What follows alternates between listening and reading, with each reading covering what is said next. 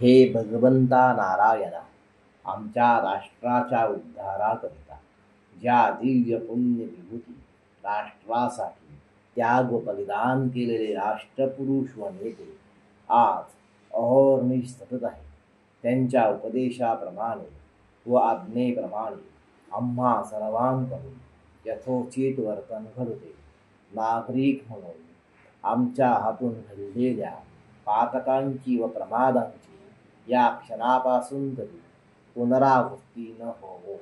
बिकट आर्थिक व इतर सामाजिक प्रतिकूल परिस्थितीमुळे वैतागून जाऊन आणि क्षुद्र मनोविकारांना किंवा खोट्या समजुतींना बळी पडून आळसामुळे, अज्ञानामुळे अथवा अनुकरणामुळे आमच्या मनात राष्ट्रपुरुष व नेते यांच्याविषयी जे काही अनुदार विचार आले असतील अथवा अनुदार उद्गार तोंडावाटे निघाले असतील किंवा त्यांच्या उपदेशाविरुद्ध कृती घडली असेल, त्या सर्वांबद्दल मी तुझी व त्या सर्वांची अनन्य भावाने क्षमा मागतो.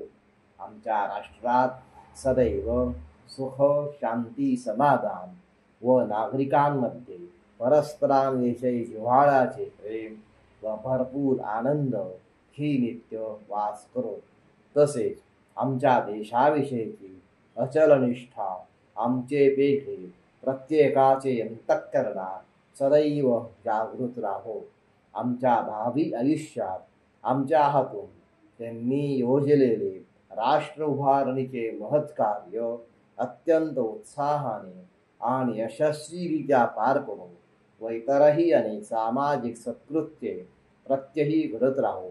जेणेकरून त्या दिव्य पुण्य विभूती व राष्ट्रपुरुष आम्हांवर सदैव संतुष्ट राहो व तुझेही आमच्या राष्ट्रावर अशीच अखंड कृपादृष्टी राहील असे घडून येवो.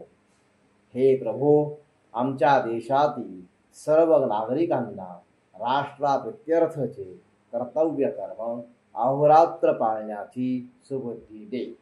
जगतातील राष्ट्रे आज सुखसमृद्धी जरी अनुभवित असली तरी राष्ट्रोन्नतीचे कर्तव्य प्रत्येक नागरिकाने अतिप्रयत्नाने करावे.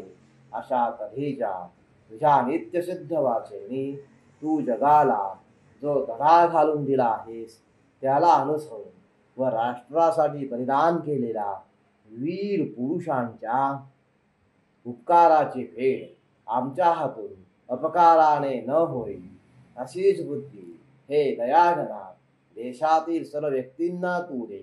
एवढीच मागणी तुझ्या चरणी अत्यंत लीन होऊन आम्ही गुरुभक्त मागत आहोत. शुभम भवतु.